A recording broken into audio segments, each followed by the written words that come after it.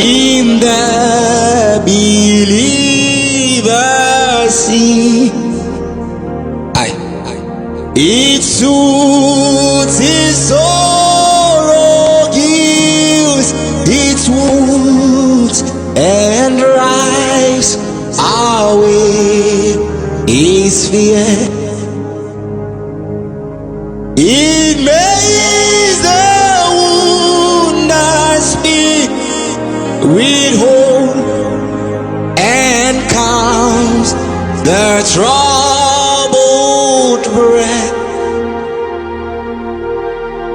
'Tis manna to thy hungry soul, and to the weary we rest.